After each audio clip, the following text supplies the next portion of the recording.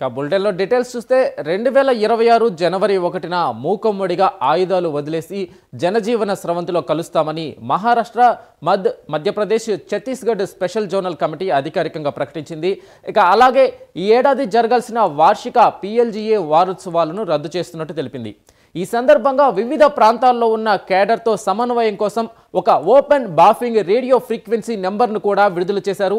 ఉదయం 11 గంటల నుంచి 11 గంటల 15 నిమిషాల మధ్య ప్రతి ఒక్కరూ ఈ ఫ్రీక్వెన్సీ ద్వారా సంప్రదింపులు జరపాలని ఆదేశించారు. చాలా క్లిష్ట పరిస్థితుల్లో ఉన్నామని, కామ్రేడ్స్ అందరూ ధైర్యం కోల్పోవద్దన్నారు.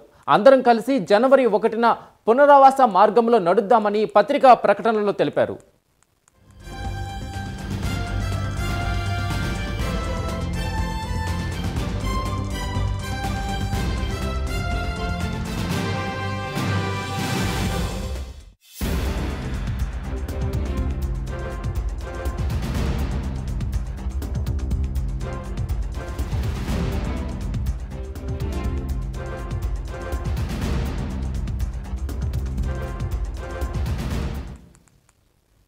ఇక 2026 జనవరి 1న మూకొమ్మడిగా ఆయుధాలు వదిలేసి జనజీవన స్రవంతిలో కలుస్తామని Maharashtra, Madhya Pradesh, Chhattisgarh special zonal committee అధికారికంగా ప్రకటించింది.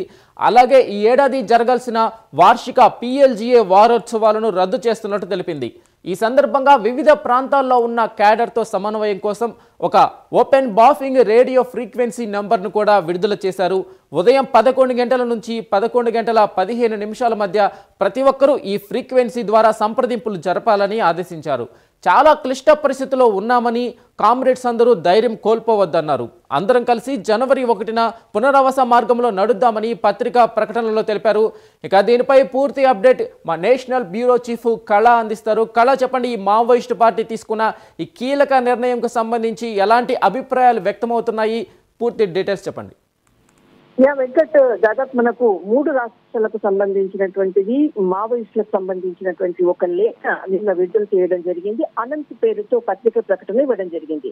ఛత్తీస్గఢ్, మహారాష్ట్ర, మధ్యప్రదేశ్ జోన్ లో ఉన్నటువంటి మావోయిస్టులకు సంబంధించినటువంటిది దాదాపు అంటే కేంద్ర ప్రభుత్వము మావోయిస్టుల ఏరివేతలో భాగంగా మార్చి మనకు ఏదైతే చివరి తేదీగా పెట్టడం అనుకోవచ్చు, అంత లోపల కూడా మొత్తం అంతా కూడా మావోయిస్టుకి సంబంధించినటువంటిది పూర్తి కూడా నిర్మూలన అన్న దిశగా అడుగులు వేస్తున్నటువంటిది ఒకవైపు. మరొక వైపు దాదాపు మొన్న జరిగినటువంటి హిడ్మాక్ సంబంధించినటువంటి ఎన్కౌంటర్ తర్వాత ఒక్కసారిగా నక్సలైట్ కి సంబంధించిన, మావోయిస్ట్ కి సంబంధించినటువంటి వాళ్ళలో అంతర్మతనం మొదలైందని చెప్పవచ్చు.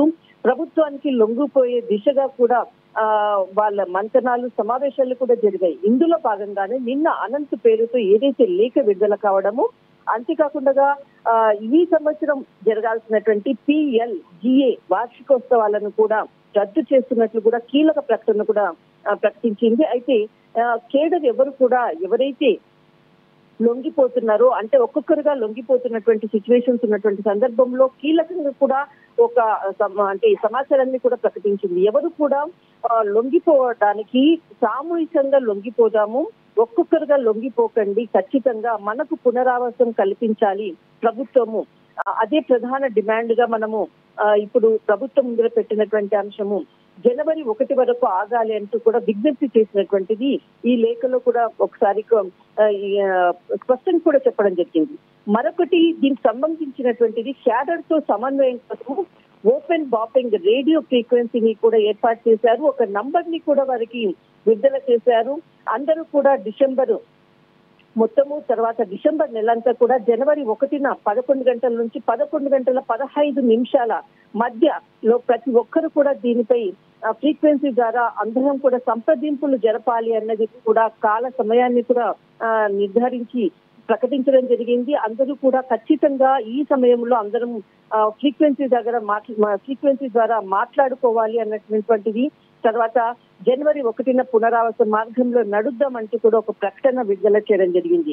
ఒకవైపు ఇలాంటి ప్రకటనలతో ఏదైతే జనవరి 1కు అంటే జనవరి 1 తేదీన ఖచ్చితంగా దీనికి ప్రభుత్వానికి లొంగిపోతాము అంటూ కూడా ఇచ్చినటువంటి ప్రకటన ఒకవైపు, మరొక వైపు అమిత్ షా కూడా నిన్న ఏదైతే ఒక కీలకమైనటువంటి సమావేశంలో కూడా నక్సలిజాన్ని కూడా అంతం చేసే దిశగా కూడా అడుగులు వేస్తుంది.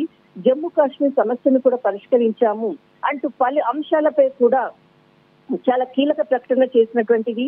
అయితే నిన్న రాయ్పూర్ లో జరిగినటువంటి సమావేశంలో కూడా డీజీపీ ఐజీపీల సదస్సులో కూడా చాలా కీలకమైనటువంటి ప్రకటన. అంటే కేంద్ర ప్రభుత్వం ఎంత స్పష్టంగా నక్సలిజాన్ని కూడా అంతమొందించే విధంగా అడుగులు వేస్తుందో, ఏదైతే చివరిగా మార్చి 31, 2026 ఏదైతే చివరి తేదీ అనుకోవచ్చు, వారికి డెడ్ లైన్ అనుకోవచ్చు, ఆ విధంగా అడుగులు వేస్తుంది. ఇప్పటికీ కూడా ఏరివేతలో దాదాపు 80% పైగా కూడా విజయాన్ని సాధించామన్నట్టు పలు సమావేశంలో కూడా ప్రకటన వెల్లడి చేసినటువంటి సమయం.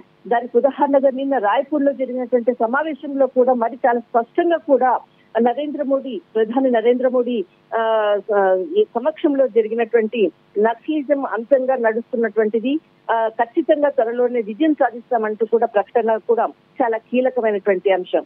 అయితే ఒకవైపు నక్సలిజానికి సంబంధించినటువంటి అనంత పేరుతో లేఖలు, తర్వాత అందరం కూడా కలిసి సామూహికంగా లొంగిపోదామన్నటువంటి ప్రకటనలు, మరొక వైపు అమిత్ షా కీలక ప్రకటన.